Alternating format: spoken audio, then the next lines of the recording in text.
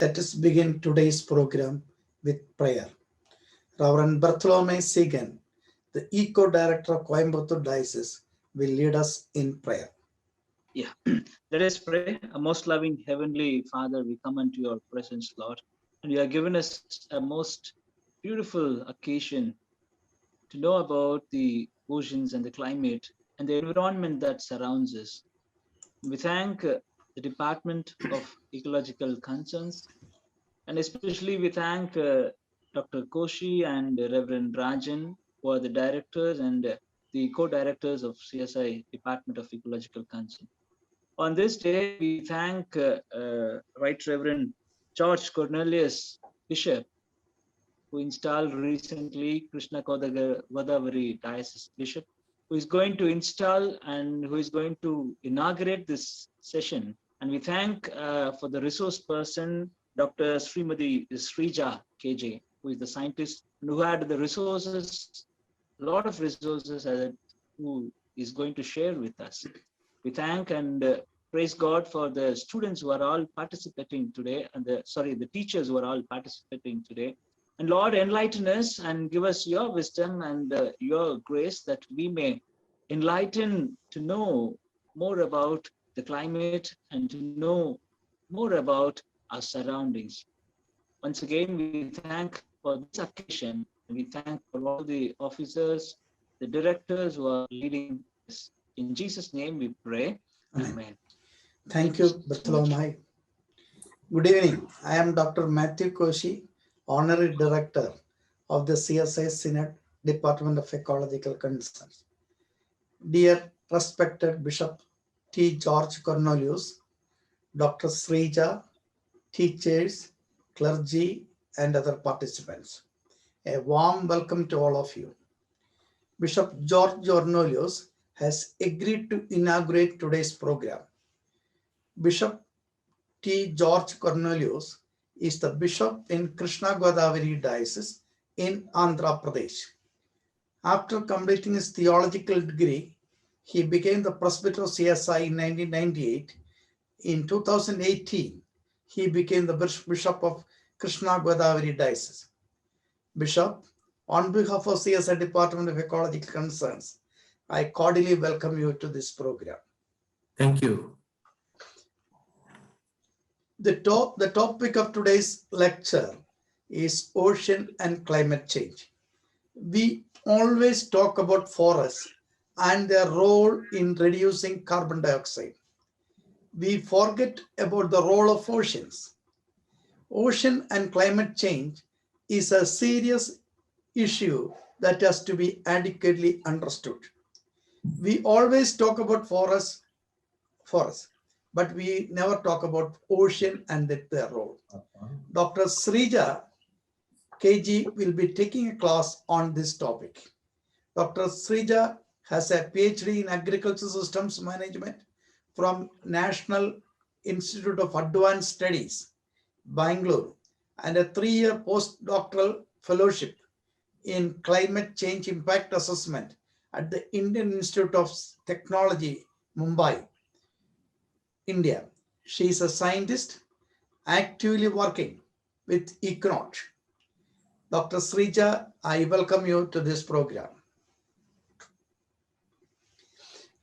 I know clergy, college teachers, and some students are attending this program. A warm welcome to all of you.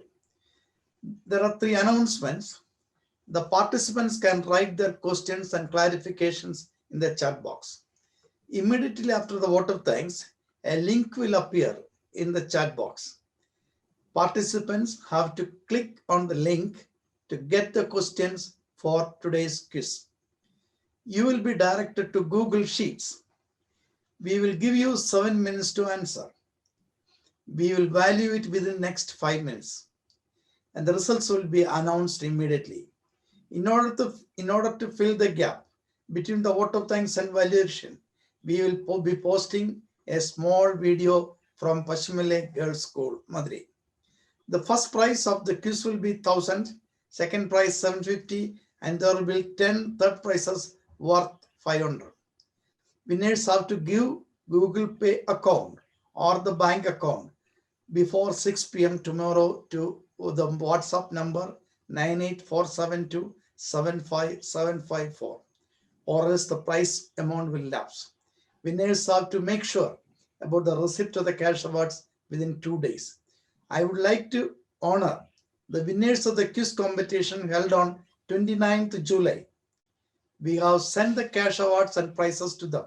When I call their names, they can say a word or a sentence or wave their hands. First prize, Dr. Job Gobinath from Vellore. Yes, sir. I'm here only. Okay. Then second prize, Mr.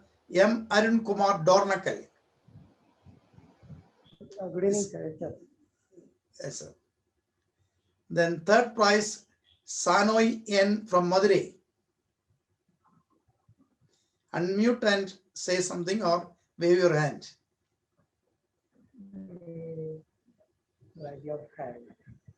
Lashmi Devi CV Alapura. Yes, sir. Okay. Nisha and Jacob Kottayam. Yes, sir. Thank you very much, sir. Thank you for the very informative sessions. Thank you, sir. Shikla Rajilin from Thuthukudi. Thank you for conducting this useful program. Also, I thank you for the book you presented for answering the quiz from the previous time. Okay. It is a very good book and my daughter loved it. Thank you, sir. Thank you, sir. Moses Pakiraj, Madurai. Thank you, sir. Moses. Okay. Then Mrs. B. Merlin Cynthia Rose from Madurai. Thank you, sir. Thank you, sir, for this program. Thank you for the gift we have received. It's very useful. Thank you, sir. Thank you. Haripriya Madurai. Thank you, sir. Thank you for creating such a wonderful session and the book edited by you. Thank you so much, sir. He is a student from OCPM school. She is participating on the quiz program of clergy, teachers, and students. Mrs. Helen Matthew from Changanur. Good evening, sir. Thank you all. Thank you, sir, for your kind and good, wonderful gift. And thank you for this program. It's a great opportunity for all the teachers who are undergoing a stress now. That is, thank you for this pandemic situation. The pandemic situation, but that is rich programs. Thank you, sir. M. Parimala from Hyderabad. M. Parimala from Hyderabad.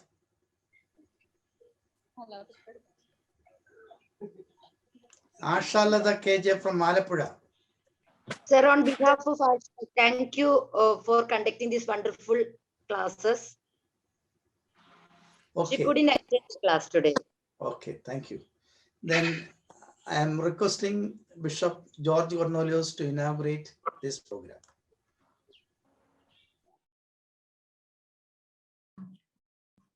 Dear friends, greetings to all of you in the name of our Lord and Savior Jesus Christ, and a special greetings from Krishna Godavari Diocese. We are at a critical moment in history. The clock is ticking on climate action. Temperatures are soaring, storms are raging. Furthermore, crops are failing. Moreover, if we do not take this chance, every single one of us will be affected. Church has a part to play along with the government to work for net zero emissions. For a brighter future for our children and grandchildren, we have to act now. The CSI is campaigning for climate resilient churches, schools, and communities. As COP26 is taking place in 2021 at Glasgow, the CSA Department of Ecological Concern uses this opportunity to draw attention to climate resilient churches, communities, and schools. The COP26 shall be an inspiration for the project. The Church of South India, having a membership of 4.3 million, has been actively engaging in climate justice ministry since 2011.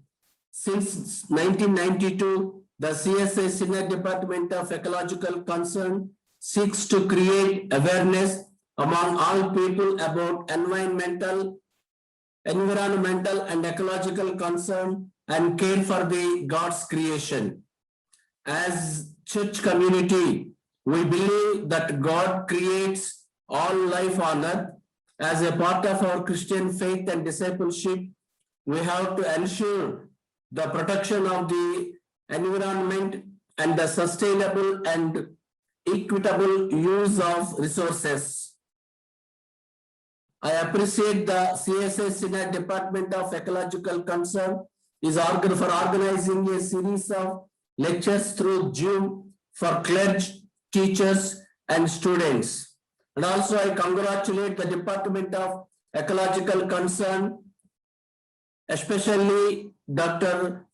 Matthew Koshi, who is conducting the Zoom meeting for his dynamic leadership. They have been giving in the climate justice ministry, implementing the green protocol and green school program. May God bless and strengthen each one of us to protect the integrity of creation. I inaugurate this program in the name of the Father and of the Son and of the Holy Spirit. Amen. Thank you, Bishop. And over to Dr. Srija for the lecture. Good evening, all eminent dignitaries, dear teachers. And at the onset, I would like to thank you for this invite. I'm really honored to be speaking to all of you on this very important topic. Without further ado, let me start with my presentation.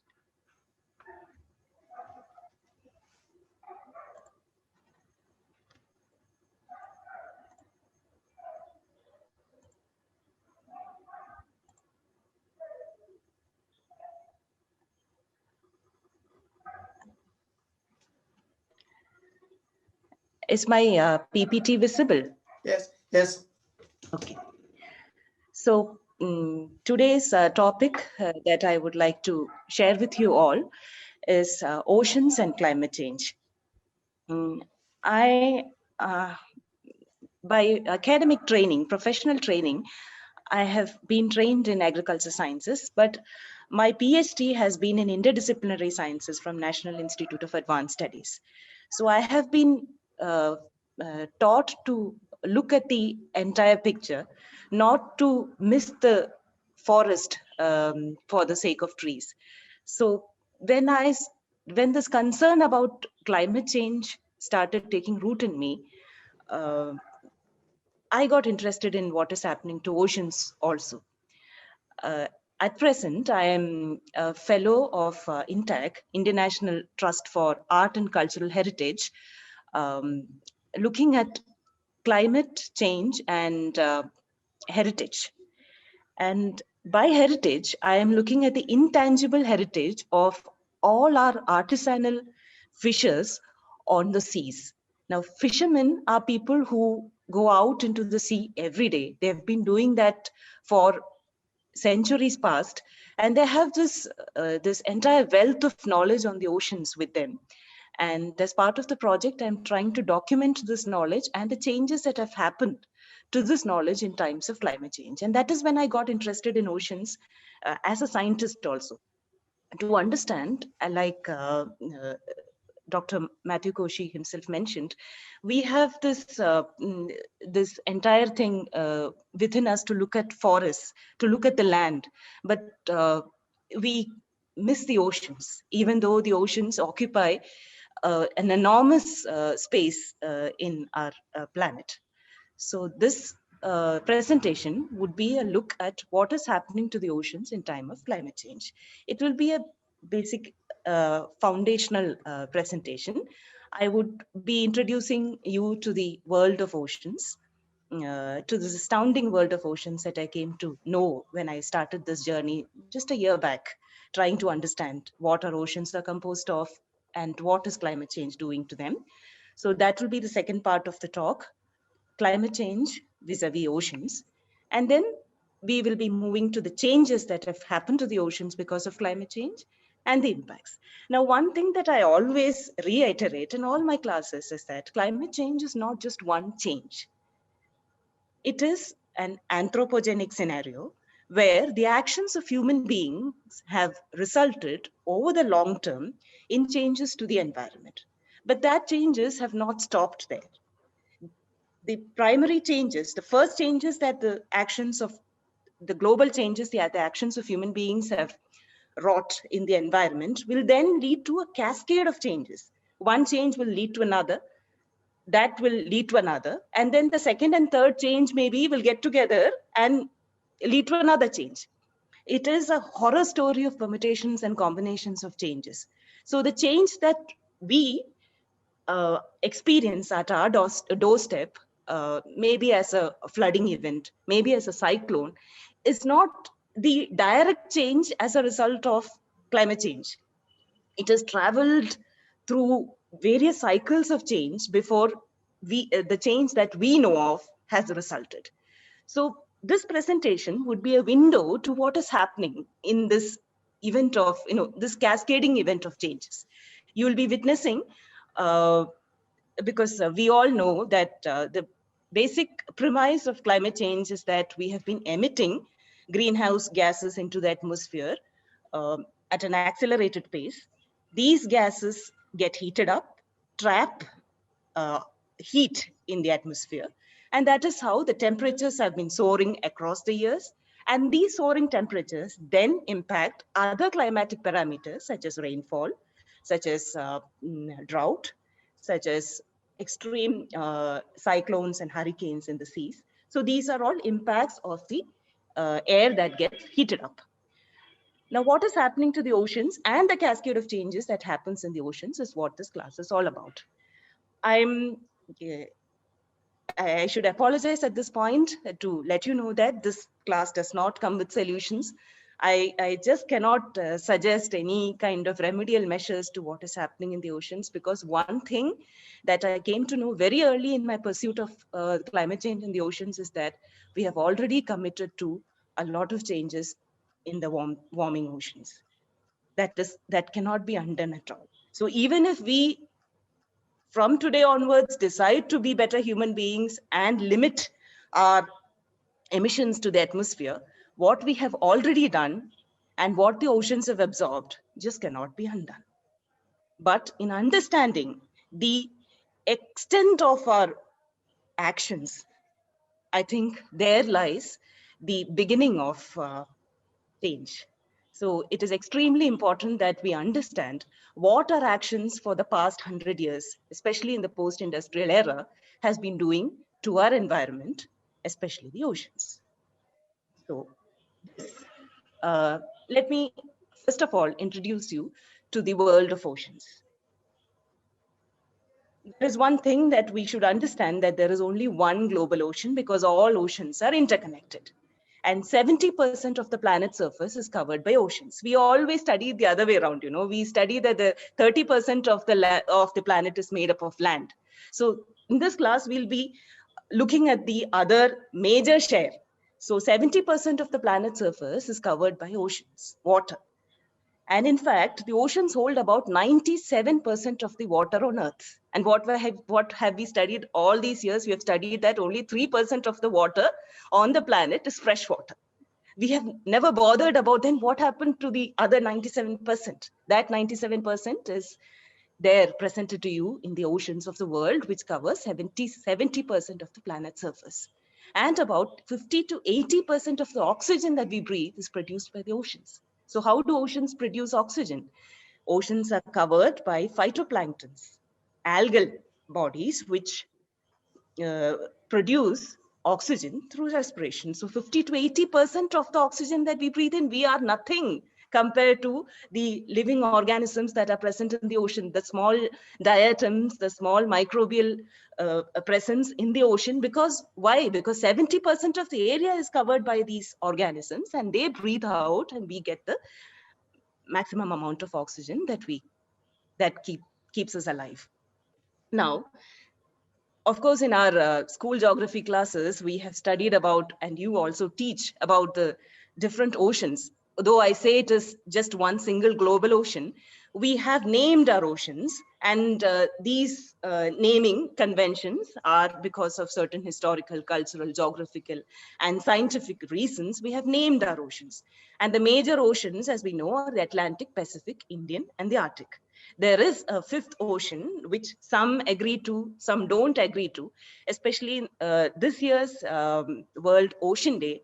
National Geographic finally agreed to calling the fifth ocean as the Southern Ocean or the Antarctic Ocean. But by naming conventions, there are certain countries which even now do not agree to the Antarctic Ocean. But Atlantic, Indian, Pacific are the three major oceans which impact, which are there in the environs of human population, the major human population. And the largest ocean is the Pacific Ocean, which covers about 30% of the Earth's surface. The Indian Ocean is the smallest of the oceans. And who decides the jurisdictional boundaries of oceans? We have the United Nations Conventions on the Law of the Sea. It's called UNCLOS, which had to deliberate for close to 20 years before they could reach agreements about the boundaries of oceans, because these are not like land, you know. So you have, this is the divisions of the human division of the one global ocean that I was talking about. So the equator divides the major oceans into north and the south. So here, let's start with the Atlantic Ocean, which lies between the African and the European continent and the Americas. And the South Atlantic Ocean is below the equator, towards the south of the equator, and towards the north of the equator, you have the North Atlantic Ocean. One basic division that should be enough for now. Then you have the Pacific Ocean. Pacific Ocean lies between the Australia and the Asian subcontinent and the Americas. That is covering the largest area, about 30% of the oceans is the Pacific Ocean. Then you have our own Indian Ocean, which lies between Africa and the Indonesian Malaya archipelago. And bang right in the middle, we have the Indian subcontinent. And yeah, I'll talk about how much of the oceans do each country own. And there is a concept called EEZ, which is economic zone, exclusive economic zone that each country can explore for resources. The country's national boundary is just 12 nautical miles from the baseline. Beyond that, up to 200 nautical miles, one can explore resources like fishes, like seabed minerals, mining, like your gas and oil. All these is allowed for a country up to 200 nautical miles from the baseline. Baseline is the shore of the land, the low tide line, to be more specific. So that is the political view of your ocean. And here above, towards the North Pole, you have the Arctic Ocean. And here below, in the South Pole, you have the Southern Ocean or the Antarctic Ocean. The line is the 60 degrees south latitude. Below that, towards the South Pole, you have the Southern Antarctic Ocean. So this is a basic view of the oceans. And I'll proceed. If you have any other doubt, you can, of course, raise it during the question session. Let's get to our ocean that we call our own, which is the Indian Ocean. Indian Ocean spreads between the African continent to your west, and then the Persian, the Middle East towards the north. And in the east, the boundary is decided by the Indonesian archipelago. And here you have the Indian Ocean, and we are used to calling Indian Ocean by so many names. There is Arabian Sea, which occupies the west side, and towards the east you have the Bay of Bengal, and the Arabian Sea itself is divided into Lakshadweep Sea and the Western Arabian Sea.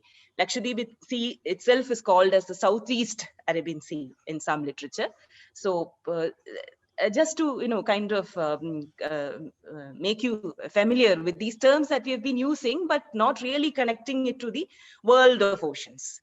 And it is important that you look at Arabian Sea very closely now, because the global changes in oceans that I'm going to talk to you about now is those changes are getting concentrated in the Indian Ocean. Indian Ocean has a big role to play in the story of ocean and climate change. So let's proceed.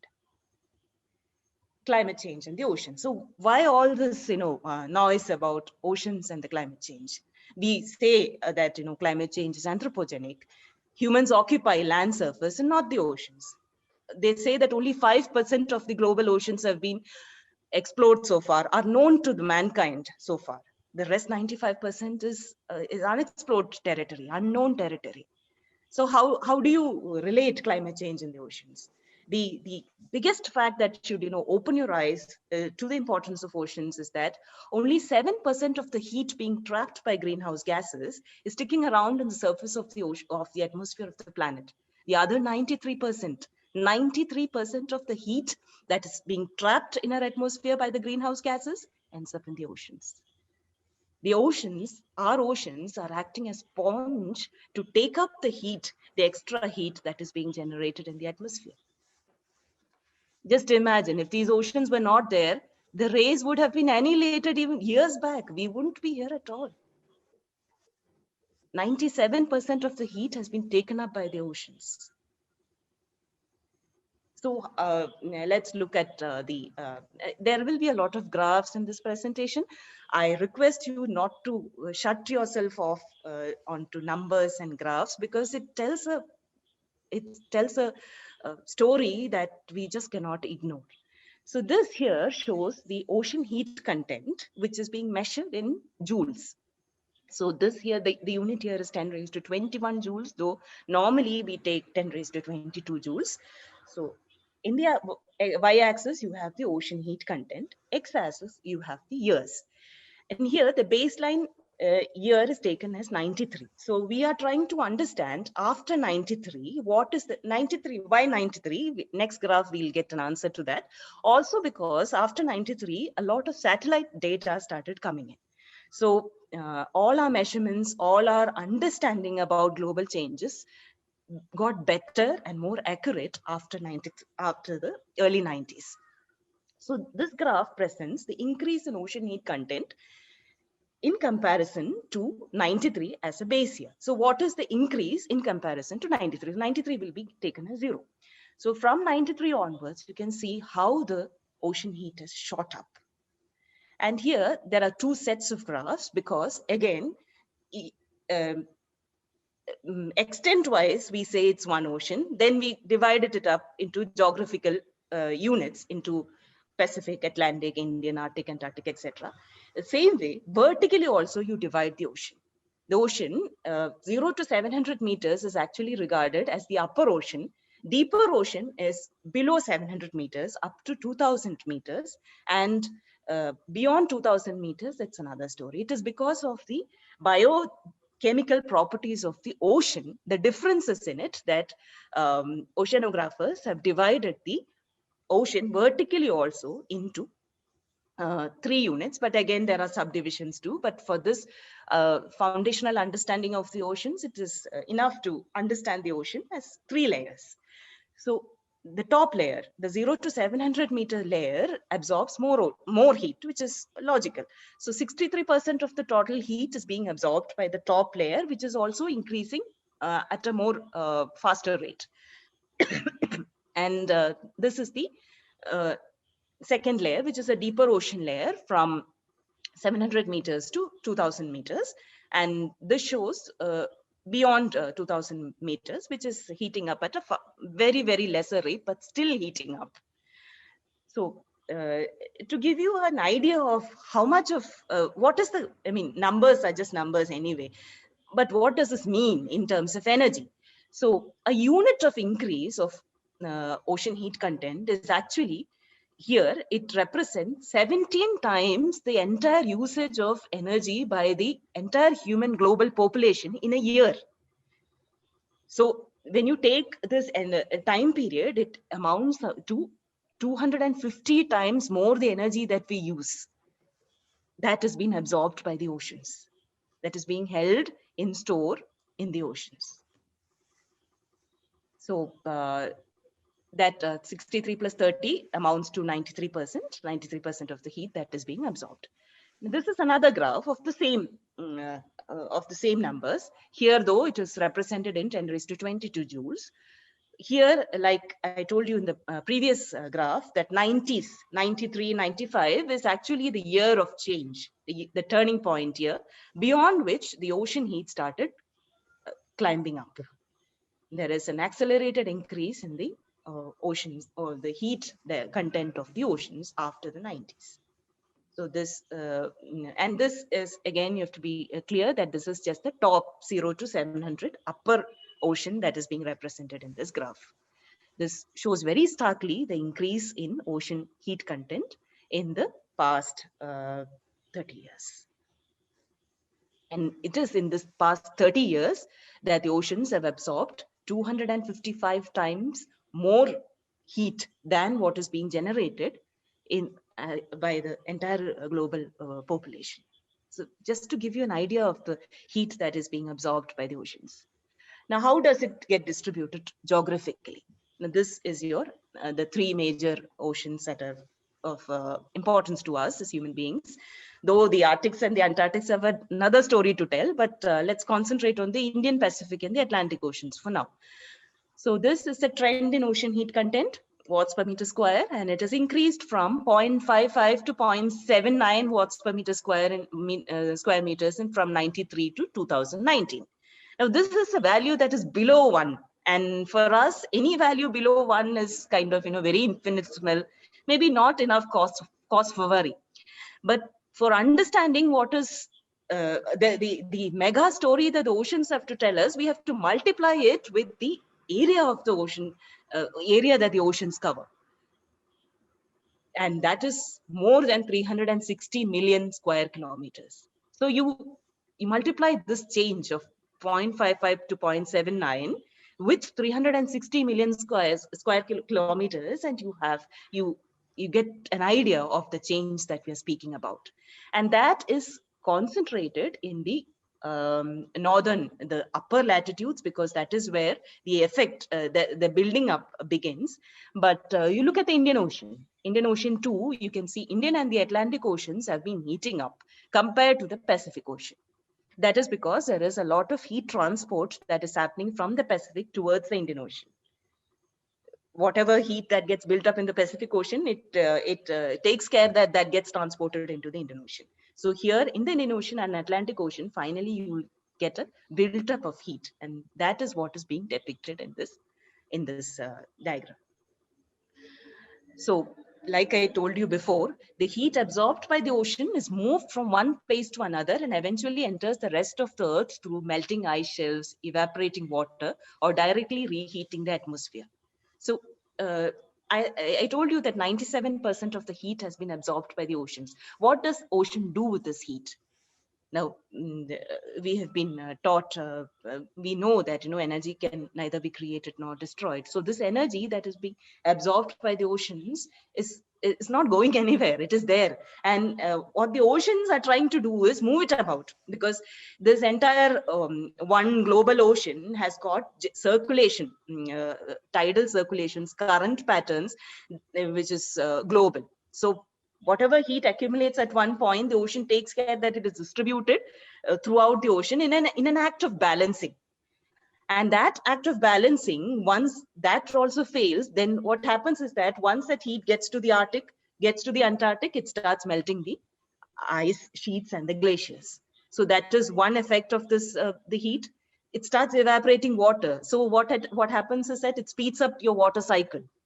Then it directly heats up the atmosphere. Wherever it comes in contact with the atmosphere, there is direct heating up taking place. That is the reverse action. So as I told you earlier, we have already committed to more warming in the future. That is when the oceans will start releasing the heat that is now kept within it and getting circulated. And when that start happening, we have a double-edged sword of climate change that we'll have to get used to. So coming to the Indian Ocean, like I said here, the Indian Ocean is showing very clear pattern of getting heated up because the red color indicates an increasing trend in heat. So what has been happening to the Indian Ocean? Now you'll be amazed to know that more than 70% of the global ocean heat gain in the upper 700 meters during the past decades is happening in the Indian Ocean. Though Indian Ocean is the smallest ocean, it has got several other geographical peculiarities which makes it trap the heat that gets into it through these global oceanic circulations. So like I told you in this previous graph, there is something called an Indian Ocean throw flow through which the heat that gets built up in the Pacific Ocean gets transferred into the Indian Ocean. And within Indian Ocean, you know that one side is the Indian subcontinent, and even on the western side also you have the African subcontinent. Heat can get trapped here, and therefore 70% of the global ocean heat, that is the 93% of the gain that we are speaking about, of that 70% is found in the Indian Ocean. And this is what that graph proves to you. So one thing, the Indian Ocean is getting warmer. What does it mean for the global climate scenario? It means that the Indian Ocean is becoming increasingly more important in modulating the climate variables of the globe.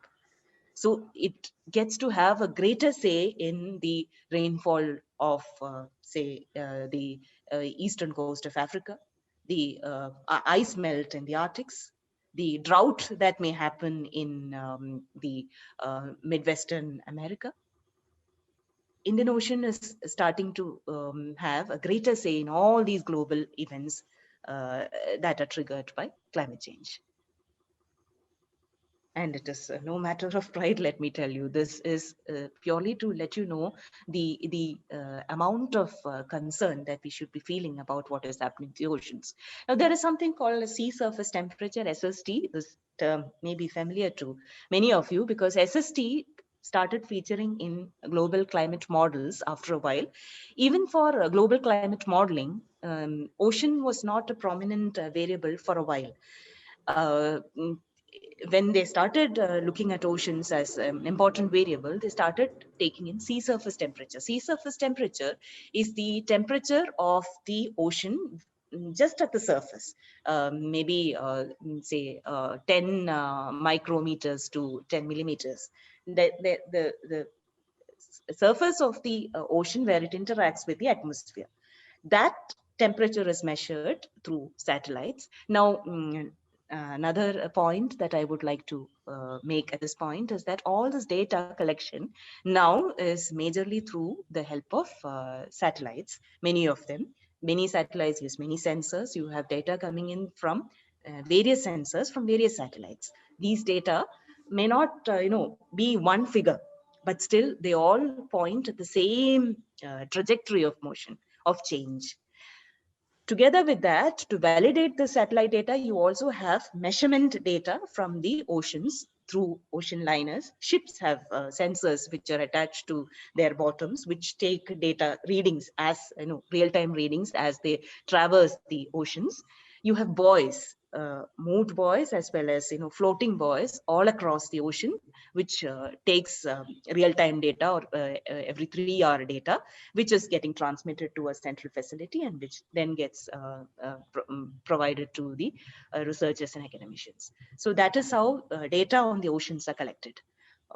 And that data shows that the sea surface temperatures from the within a century, when you look at it 100 years back, and there are reconstructions also, you had satellite readings only after the 90s, and probably for a 40-year period before that you had physical readings. Before that, these are constructed data, and that shows a steady increase in ocean heat, and the rise is by 0.4 to 1.1 degrees Celsius by 2025, which is a huge heat. Because oceans can absorb more heat, the rise in, because it occupies a larger area too, compared to the land, the increase in ocean temperatures are less. But still it is supposed to cross 1.1 meter mark by 2025, whereas land atmospheric temperatures have already crossed 1 in 2020. So this is the increase in temperature. So the darker red line is a smoothed line, whereas the other shows the individual values for every year.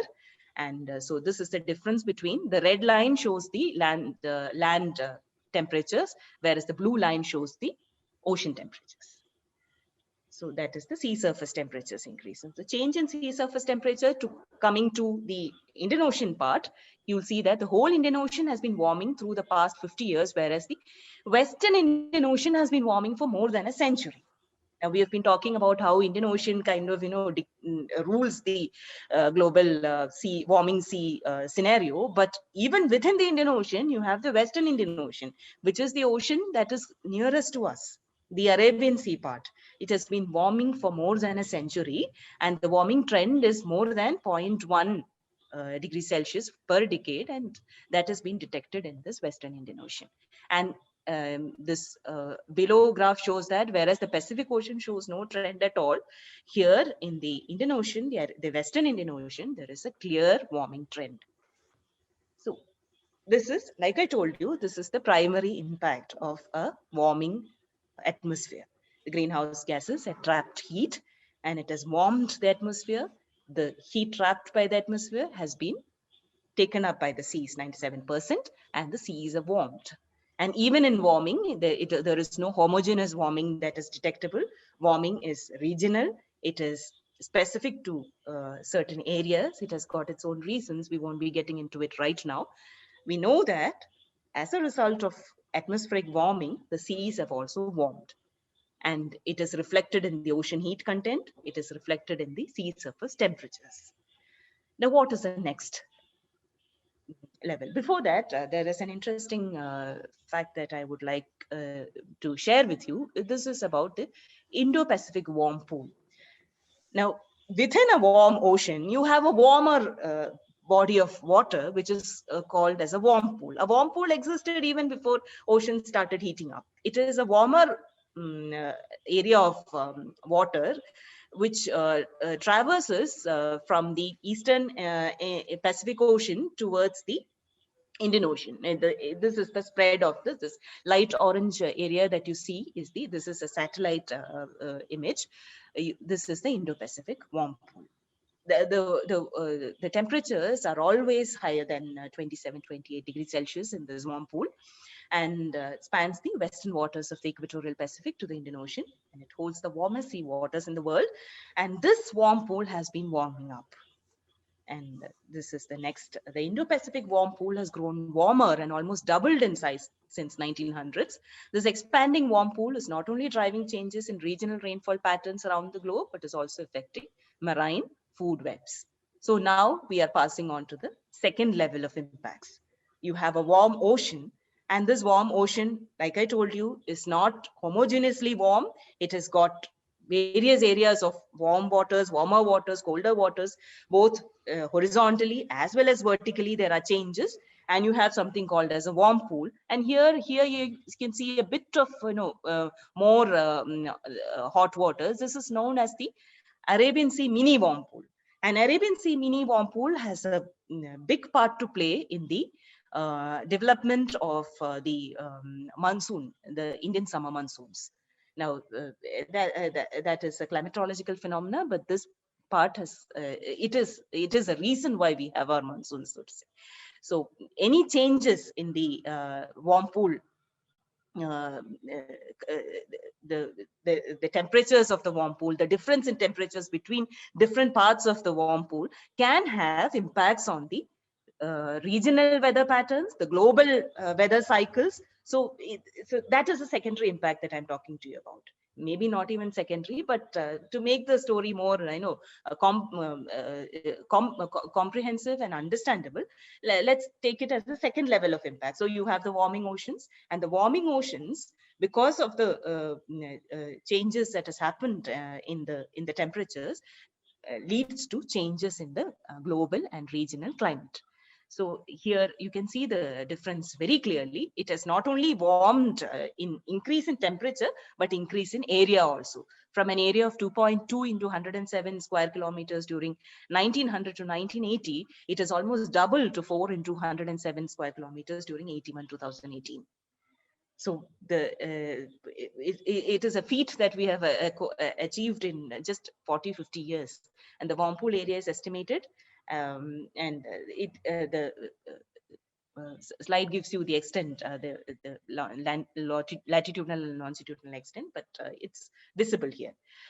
And so this is what has been happening to the Arabian Sea in terms of the heat. The response of the Arabian Sea to global warming is a disruption in the natural decadal cycle in the SST after 1995, followed by a secular warming. So this is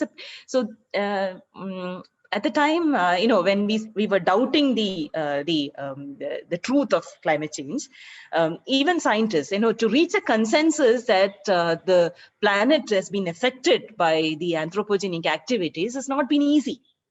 It is not that, one fine day we all started believing that our actions have had such huge impacts on the climate. There were years of, bickering and debates between the scientists and policymakers and academicians about the truth, the verity of climate change. And one aspect that has troubled all of us, all scientists across the globe, has been that there are decadal patterns in the the ocean heat building. So this is a decadal pattern of sea surface temperature. Sea surface temperatures changes every 10 years. It goes up, it goes down, it goes up. So every 10 years, you have a cycle to the sea surface temperatures. So unless we have lived 10 years, we have data for 10 years, we just cannot say whether what we are seeing today is because of these decadal patterns, which will be a natural variability. It has nothing or very little to do with what we have done to the atmosphere and the oceans, right?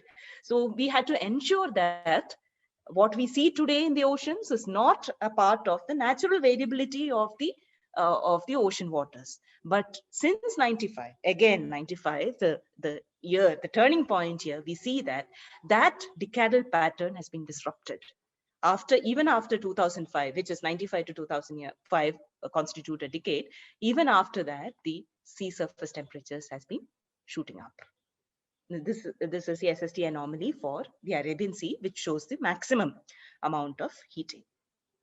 Now, yes, so let's move on to the impacts of ocean warming. And so the first impact of, like I tend to repeat because I want this to be very clear.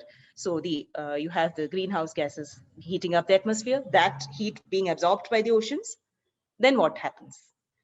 Warming ocean water raises global sea level because water expands when it warms. Now, once the water warms, what happens?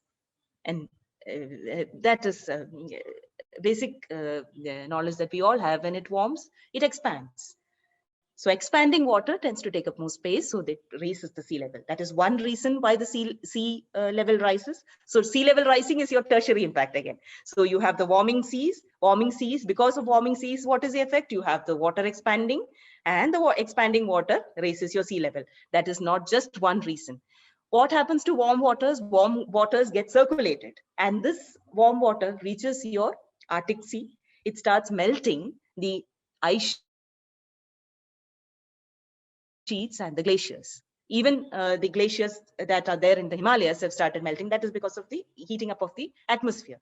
So you have more discharge into the ocean. So because of all this interconnected reasons, you have the sea level rising. So the major two reasons why the sea level has been going up is because of the expanding water due to warming waters and the melting of the large areas of ice that are present in the poles, the North Pole and the South Pole. It starts to melt. Enormous quantities of water that is being released into the seas. Two major reasons. Increase in salinity, on the other hand, tends to contract water. The effect of it is very less. It's infinitesimal, but it's still considered in research because of its impact on the global water cycle. But when salinity of the water increases, it tends to contract the water. So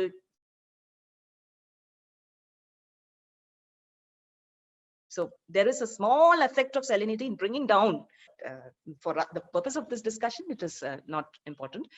What brings your sea level up is warming waters and that is the expanding water due to its temperature increase and the melting of the ice sheets and glaciers. Combined with water from melting glaciers on land, the rising sea threatens natural ecosystems and human settlement becomes important to humans. Right, sea level increases, and this increase in sea level tends to submerge our coastal lands. And it is important to human civilization as such because we have always tended to occupy coastal zones. When you look at the population density across the continents, we'll see that the higher population density, take our own country, more people are concentrated between 0 to 100 meters of mean sea level. We have all our major cities which are situated in the coastal. Take Calcutta, take Bombay, take Chennai, take Cochin.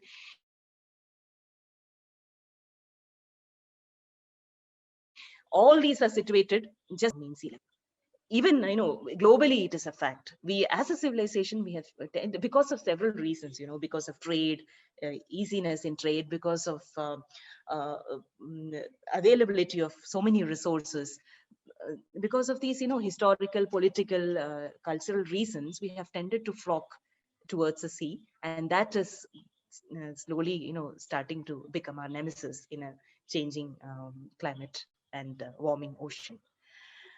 Warming oceans, like I told you, are implicated in the thinning of ice shelves and sea ice, both of which are further consequences for Earth's climate system. So the warming ocean and the and rising seas have not, the impact is not just limited to the inundation of coastal regions. The increase in storm surges and cyclonic activity is also a part of a warming ocean, which has got a higher sea level.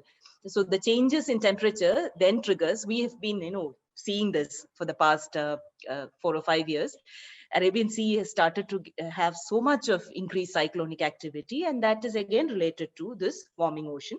Warming ocean water threaten marine ecosystems, reduce marine primary productivity, and human livelihoods dependent on them. That is where the fishers and our nutritional security comes in. Warm waters jeopardize the health of corals. In turn, the communities of marine life that depend upon them for shelter and food. Increase in the number of occurrence, like I told you, of severe cyclonic activity and the weakening of the South Asian monsoons. We are experiencing that now. The monsoons that we experience today is so different from what we have been used to in all our, childhood and even our, as yesteryears. It has changed so much. We keep telling ourselves, this is not the monsoon that we are used to. So these changes also have a reason. It is not quixotic. It is not nostalgic. It has got a truth in the physical world. It has changed, and that is related to the warming of the oceans. Now, these points I'll be elaborating on more. So first, let's look at the net primary productivity of the oceans. What is primary productivity? Primary productivity of the oceans is related to the production of the phytoplanktons. Now that is where the entire food web that we are used to begins. Phytoplanktons produce, they respire and they photosynthesize, and that is where the primary elements start their life's journey. And density difference between the surface and subsurface layers provide a useful measure of stratification and can be represented by static stability parameter. Now, why did I read that out to you? Stratification is another feature of the oceans. The story of oceans and climate change is really huge. There are so many parameters involved. I am trying to limit it to a few very important parameters. One is stratification. Scientists will tell you that our oceans are getting more stable. Now, for us, stability is actually a good thing. It's a positive trait, right? But as an ocean getting stable is a cause for concern. It means that the top layer and the bottom layer of the oceans, like I told you, the vertical stratification of the oceans, these layers are not mixing. So there is the layers are getting more, divided, and that is called as increased stratification, increased stabilization of the oceans. Because of which what happens is that there is no turbulence, there is no mixing of the deeper, colder waters with the upper, warmer waters. So because of which what happens, there is reduced transmission of the heat towards the bottom layers of the water. One, there is reduced mixing of the nutrients. The lower waters are actually more nutrient rich. So there is mixing of the nutrient-rich water, deeper waters to the upper waters is also getting affected. Because of that, when nutrients reduce in amount, because of that, primary productivity also reduces. So this is another cascade. These are, the entire thing is composed of, mini cascades, which then come together, boom, to give you the story of ocean and climate change. So this stratification is strongly correlated with the changes in chlorophyll. Again, these results clearly link the rising Indian Ocean SSTs, sea surface temperatures, to increased stratification and subsequent reduction in marine primary productivity of the region during the past half century. So for the past 50 years, for which, now another thing let me make clear to you is all this that I'm presenting to you is based on various studies conducted by scientists across the years. So these are results which have been peer reviewed, which have been verified, and which have mostly appeared in the peer reviewed Nature scientific journal. So this is a highly reliable information that I'm relying to you now. So there is a reduction in primary productivity of the seas, and that is more visible in the Indian Ocean region. So this is maps which shows that. So this is the trend in SST, which shows an increase, whereas for the silicates and nitrates, phosphates, silicates show a decrease. So there is a reduction in net primary productivity. Production of the productive capacity of the oceans are reducing. And that is again linked to the increasing size of the Indian Ocean, that Indo-Pacific warm pool. So that is another lateral connection that is there present, but then I'm not venturing into that now.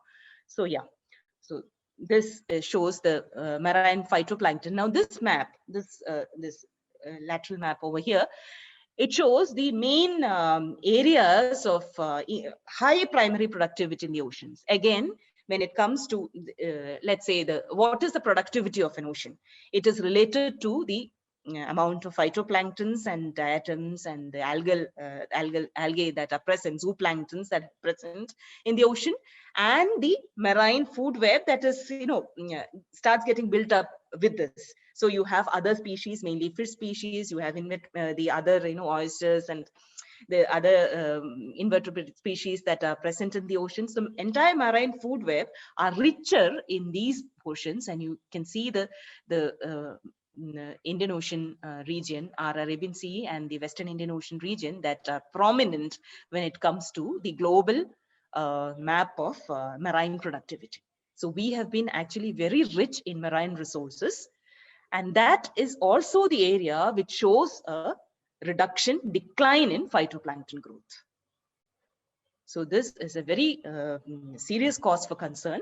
This area, which is one of the richest areas, it's actually an upwelling zone.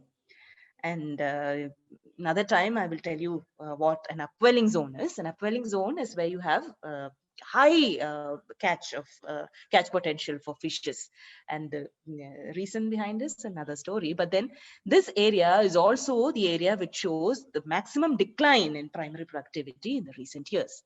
So increase in sea surface temperature with global warming has an impact on coastal upwelling of the southeastern Arabian Sea, this portion, and coastal upwelling is what has sustained such a high marine biodiversity in these parts.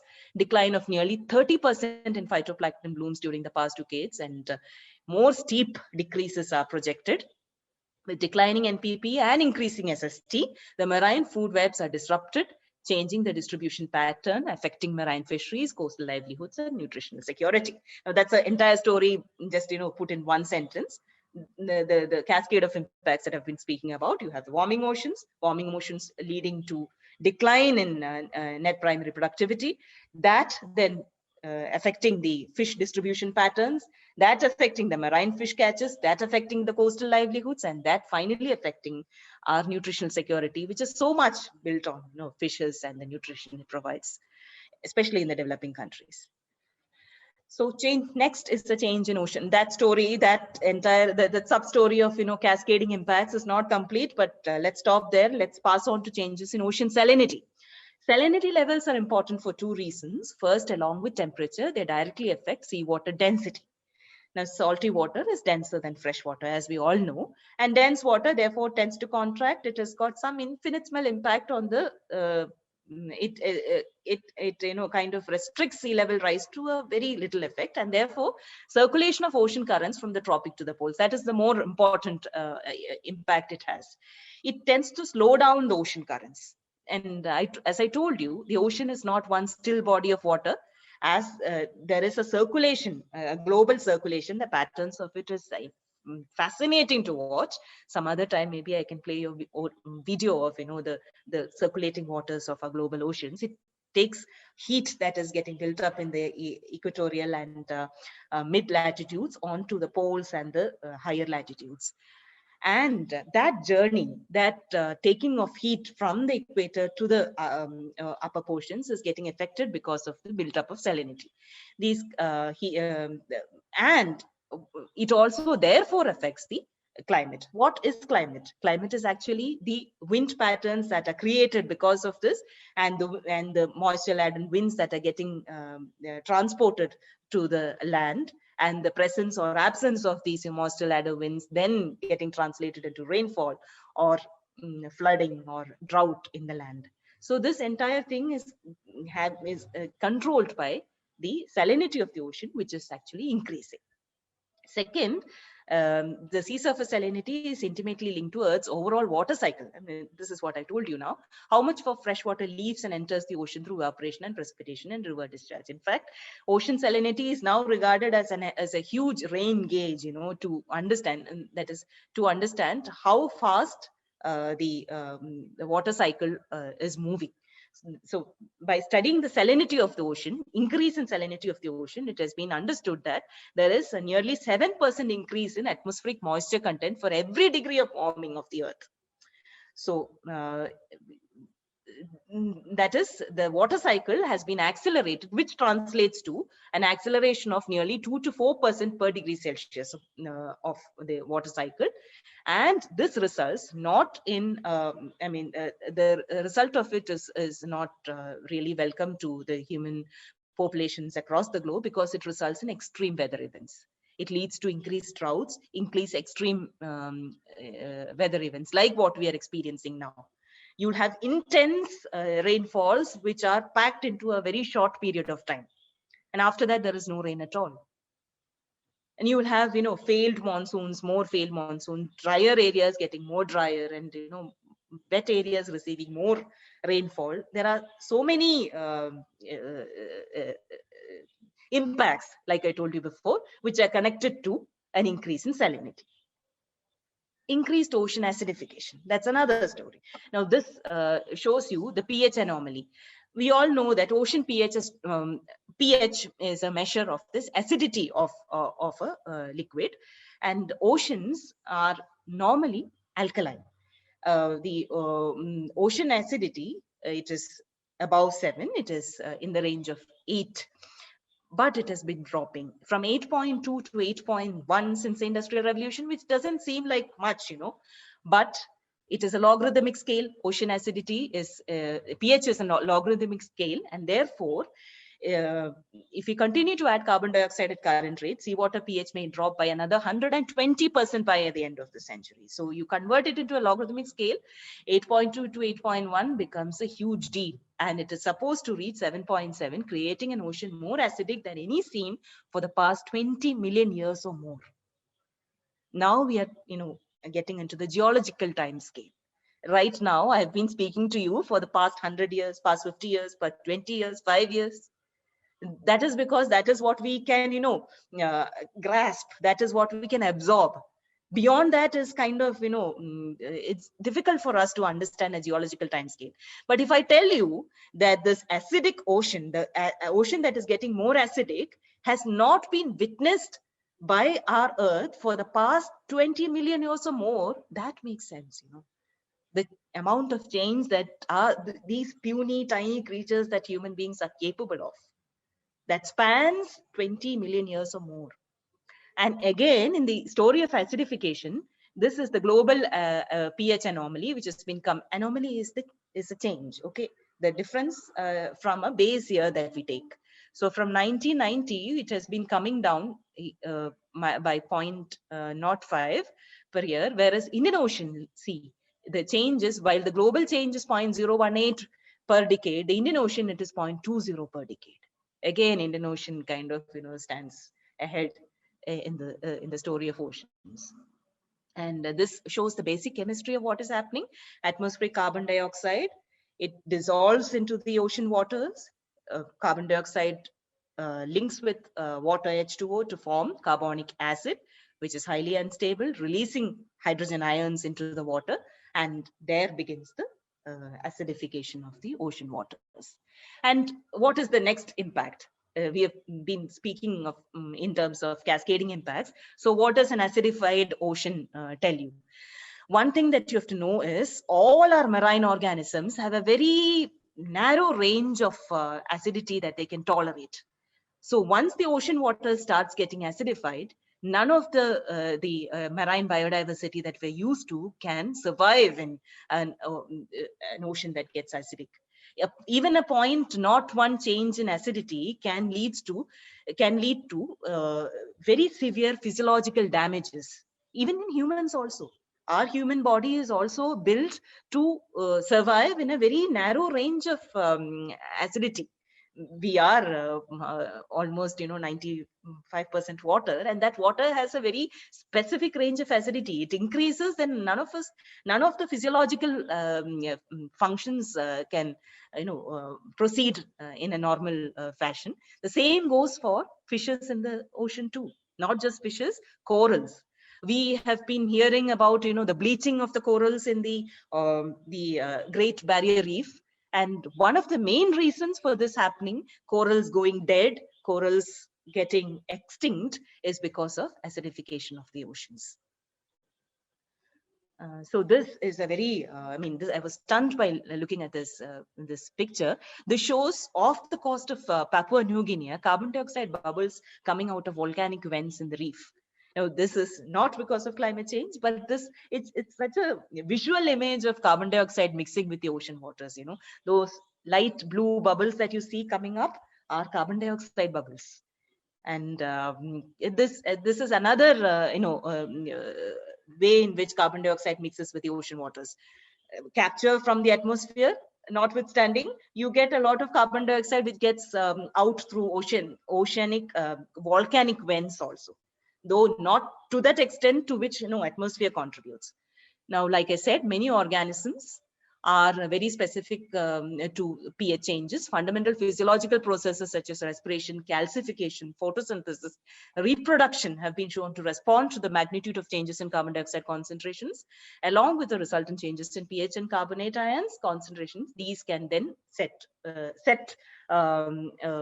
into motion other changes in the marine food webs also.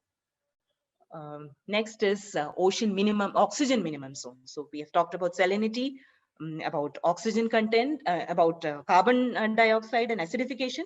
Now comes to oxygen minimum zones. These are places in the ocean where oxygen saturation in the water column is at its lowest. The zone typically occurs at depths of 200 to 1000 meters. The oxygen minimum zones are currently expanding owing to the warming of the water column induced by global climate change, and the volume of hypoxic oxygen minimum zones have quadrupled over the past half century. And look at the areas where you have, lesser, because of, warm waters, they don't dissolve oxygen so easily.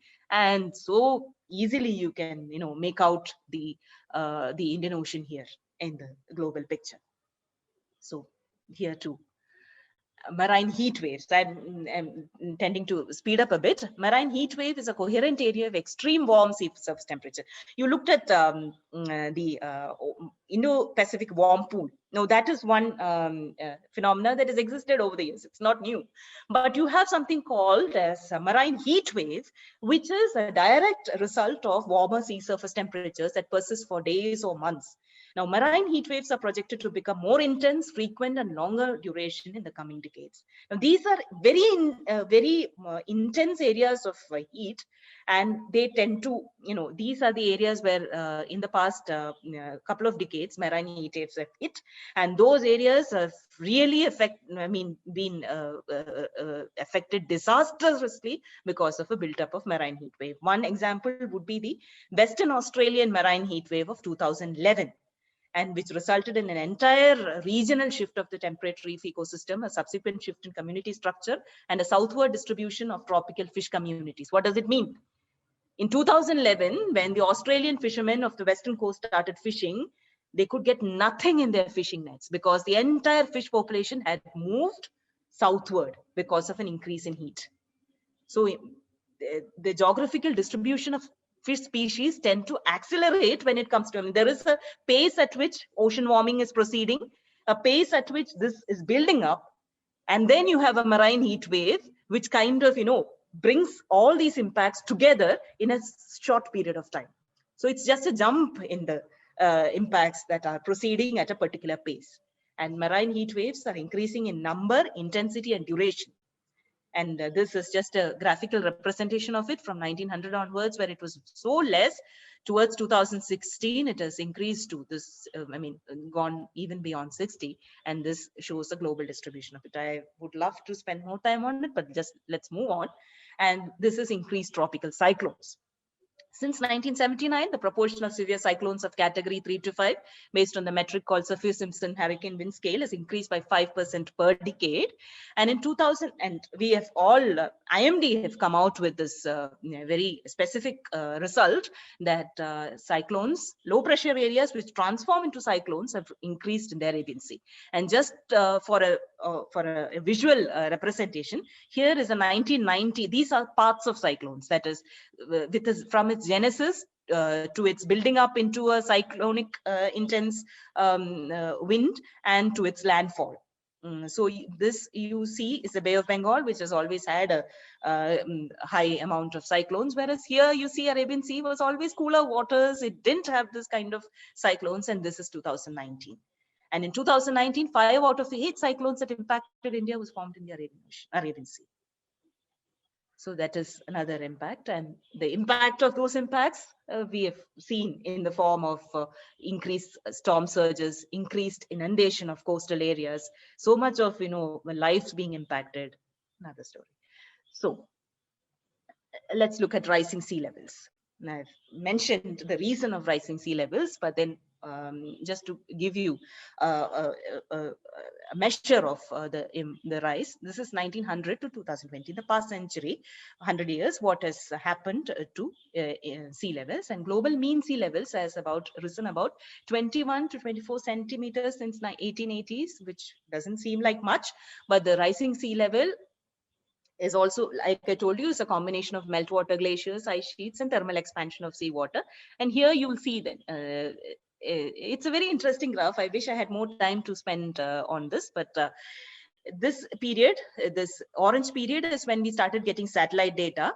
And satellite data here you can see is being corroborated with the other data. It shows a steep increase in seawater levels, and even a slight centimeters of seawater level may not seem like much, but that is going to submerge all your main centers and cities and lives. That is what is more important. And we have predictions of seawater rise of up to a meter in RCP 8.5 scenarios, and that is a different thing, maybe another time. Now, this is a picture of the Antarctic mass variation. Rate of change is 151. This is how the Antarctic glaciers are coming down. And this is how the Greenland glaciers are coming. I had a very evocative video of the change in Arctic ice sheet over the years, but I won't go into it now. Yes, so what does rising sea level do to our civilization? So as I told you, we can expect the ocean to rise about 26 to 77 centimeters by 2100 at the present rate of warming of, if we keep at the present rate of 1.5 degrees Celsius, which is highly unlikely. Even at that rate, we can expect an ocean level of 26 to 77 meters by 2100, submergence, flooding of coastal lands, saltwater intrusion into surface waters and groundwaters. None of the groundwater sources and surface water sources that we use for drinking are going to be pure anymore. There is increased erosion. There are social and economic repercussions in the form of roads, railways, other infrastructures, farmland, sanitation, drainage, all getting affected because of, waters, saline water intrusion into our lands. And at least 800 million people are expected to be affected by rising sea. And this 800 million people is actually an old study which is considered 0 to 100 meters above mean sea level. There is a very recent study which looks at the 0 to 2 meters above mean sea level. And in that area, right now, there are 250 million people living in globally. And by 2100, that would be around 400 million people, just between 0 and 2 meters above mean sea level, which are definitely going to be affected by a rising sea, even if we contain the global heating to 1.5 degrees Celsius. Now, this is to just give you a picture of, what does a rising sea level mean in actual terms. Now, this is 2011 Venice. And the sea level, there was huge flooding because of an increase in tidal, I think around 180 centimeters or so, and natural and 80% of Venice was below waters at that point of time. And Venice is one city which is used to living with waters. They have canals. They have, instead of roads, they have canals. They travel by water mostly, and that city was inundated. And Venice is like a poster child for seawater level increase and its impacts. Small island nations like Kiribati, Tuvalu, the Marshall Islands, and the Maldives would be literally wiped off the map. Maldives and Marshall Islands are actually buying land in other continents in order to shift its most vulnerable people to other regions. So that land will now henceforth will be known as Maldives. The island nation is going to be no more. In parts of Jakarta, a city 9.6 million people, the ground has sunk by 2.5 meters in less than a decade because of subsidence. Now that is a very the tectonic area, and there is sinking of the land at the same time sea levels increasing. So you have land sinking and sea increasing. Jakarta is doomed. It's going to be underwater very soon, and there are a political drama going on for the past, I think 15 years to shift the capital from Jakarta to another region. But then that has got several other implications also. So just to give you what does it mean to witness a rising sea, and let's move on to the impact on coastal and fishing communities. So submergence and sinking is one part of the story. The other part is the more drab story of people's livelihoods getting affected. Climate change is modifying fish distribution and productivity of marine species, a climate-driven. One example that I think all of us can relate to is the decrease in the availability of sardines. Indian oil sardine has been declining in landings by 20 to 50%, and it's expected to decline even more in the coming 60 years. It's a story everywhere, and that is because the warming waters has resulted in a northward shift of sardines. And in Indian coast, sardines was so particular to the southwestern coast in the southeastern Arabian Seas, Malabar coast, that sardine population has started slowly shifting its distribution towards the Mangalore and further north. That is why the sardine, you talk to fisher people, they will tell you that sardine catch is no longer there. And this is one fish that we identify with so much. Ocean means sardine to most of us, In Portugal, fishermen have caught nearly 20 new species in recent years, many from warmer waters.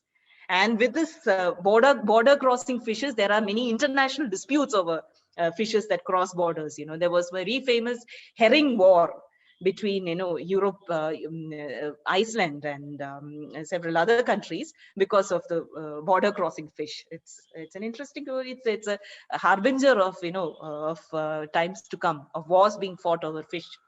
And this represents to you this subtropical and temperate ocean, and this is the tropical ocean.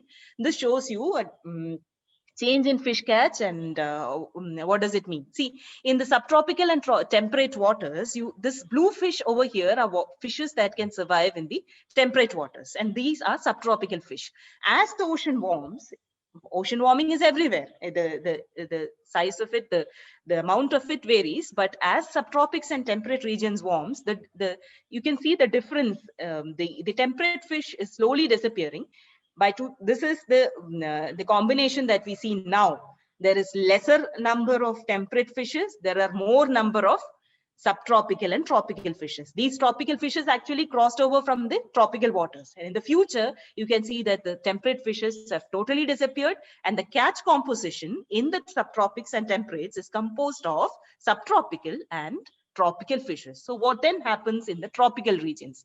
In the tropics, the catch composition from the 70s changed and stabilized to a combination of mostly tropical fishes, no subtropical fishes at all.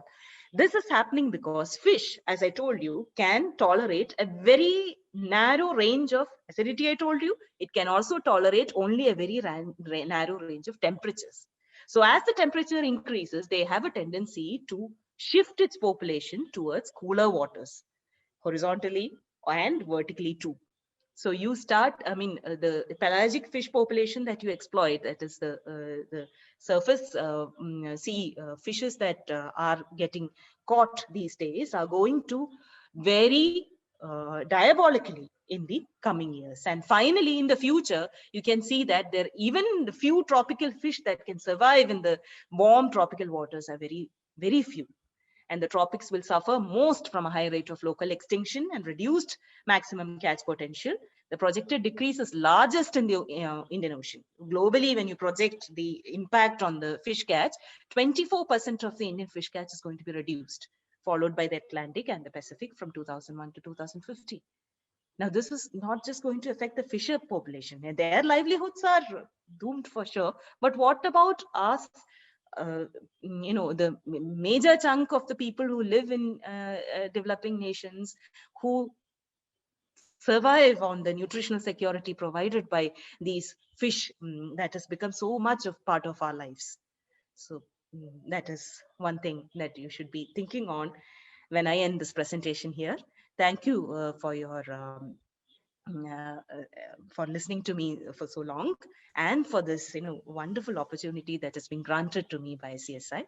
And I would like to stop here. Thank you. If you have any questions, you can ask now. 5 minutes.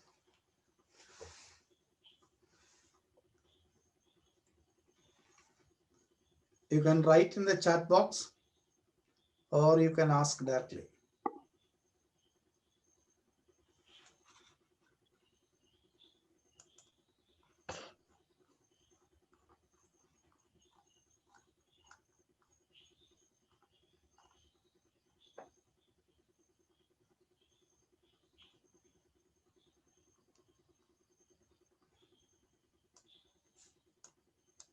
I know it's a bit too much. So much of information. You can always get back to me on my mail ID, and I'll just type it here in the chat box.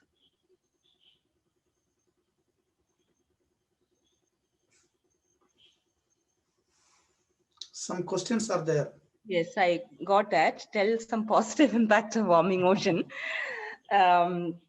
See, for us, it is very few.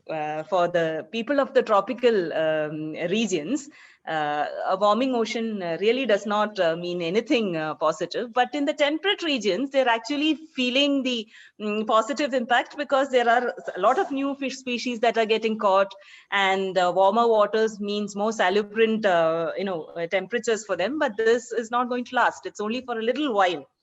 For a little while, their catch compositions have bettered. They say that, there are so many new fishes that are getting into their waters.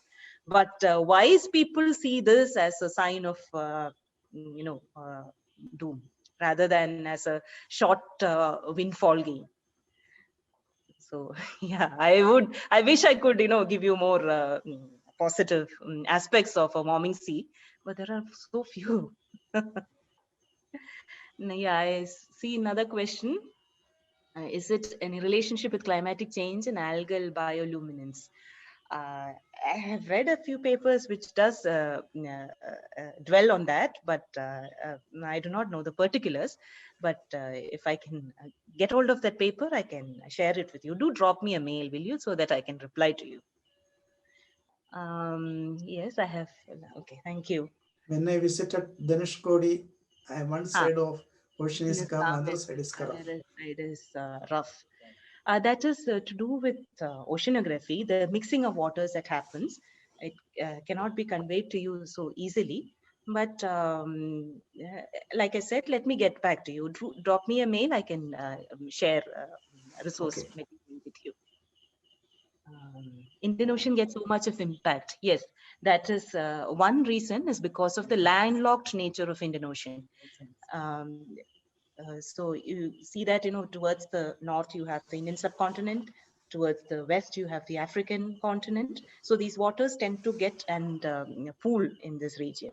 That is one main reason why Indian Ocean is so much impacted. There are several others also, but later. The madam has given the email ID. Those who Yes. are having doubts can write directly to Please Dr. do. Sreeja. She will Yes. give reply to you. I am Yes. now calling upon Nisha to propose what are things. Nisha and Jacob. She's here. Nisha, unmute. Unmute. Okay, now Yeah. we can. Yes, sir. I'm trying to unmute. Thank you, sir. Thank you very much for the opportunity. Right, Reverend George Cornelius Bishop, Reverend Bartholomew, Dr. Mathikwashi, Dr. Sreeja, Reverend clergymen, teachers, and students. Right, Reverend George Cornelius, Bishop of the Krishna Godavari Diocese, reminded us in his inaugural address with the intensity and the attention that we have to take up in the theme, and blessed us with the inaugural speech. Reverend Bartholomew has made a beautiful beginning with his prayer. And as usual, Matthew sir has selected the best person, a person with a postdoctoral expertise, an interdisciplinary approach, a very beautiful presentation. Actually, we are traveling the whole world along with ma'am because it's a beautiful journey. The world has comprised into, in our screen, and really enriching. And ma'am's specialization too, and a different combination of heritage, very different, the anthropocentric approach that you stressed make us really, a different thing that we are very much connected to the oceans. And ma'am, the theme that you have stressed is you have to become better human beings. That's also a different concept for us. And the graphs, the photographs, the images that you have made us very, very impressive. The sessions is very impressive. At the same time, it's make us better understanding the concept as there is a variety of the teachers are participating. The colored markings, everything makes the concept very clear. Then the glacial melting of the Atlantic, the cycle that explains it. And you have with your presentation that we have understood that oceans are very much of great importance. Till now, we are concerned of the fact that for us that plays an important role. This session, you have stressed that. And the salinity changes, the climate acidification, and you have the authenticity of the NASA's data also we have impressed, because after so much of learning and after so much of experimentation, and you are producing all these data. And the worm pool, the affecting marine food web, expanding worm pool, interconnectedness is stressed. And negative stability, that is a different concept. Negative production, stratification, reduction in phytoplankton, salinity, acidification, all these are very different concepts for us. And the heat waves, the inundation of, and the rising sea level, the ice melting, and the vastness of the vastness of the ocean. All these are very different concepts. Really enriched us. We enjoyed each moment with your resources and with your presentation. And really enjoyed, ma'am. Thank you very much for your presentation. Thank you. And thank you, ma'am. And Dr. It's a Matthews. wonderful summarization. Thank you, Nisha, so much. Thank you. And Dr. Matthew Kushiav, Director of the Senior Department of Ecological Concerns. Sessions conducted so far has been interesting, informative, and has a much variety, sir. We are quite sure that this will go a long way, as we have a visionary director who is planning and envisioning the program in such a way that an eminent expert is presenting the topic on the core theme and ensuring the participants to grasp the theme in content and with a stipulated time, demanding response from a minimal time. We are really empowered and enriched by the program. The technical team of the Synod who is supporting the program, all the participants, reverend clergymen, teachers, students of the various dioceses, as this is a time that we feel that we are near, we are close. On behalf of all the participants, we extend our gratitude to the bishop, the director, to make the event happen and enrich us. Thank you. Thank you. Thank you, Nisha. Reverend Nath is here. Reverend Nath. EBS Nath. Reverend EBS Nath, Krishna Godavari Diocese. Yes, sir. So you please conclude with prayer. Sir. Shall we bow our heads in prayer? Gracious God, we thank you, Father, for this wonderful webinar. We thank for the resource persons and our bishop who has inaugurated. And Lord, we thank you for our director who has been trying to equip the pastors, teachers, and the leaders to equip down the line to into the interiors of the churches. Lord, we thank you for the way that you have been leading us and guiding us. Lord, we thank you for everything that you have been taking care of us. Lord, as we depart, go with us, abide with us, lead us and guide us. We ask this in the precious name of our Lord Jesus Christ. Amen. Thank you, sir. Thank you very much. So thank you very much.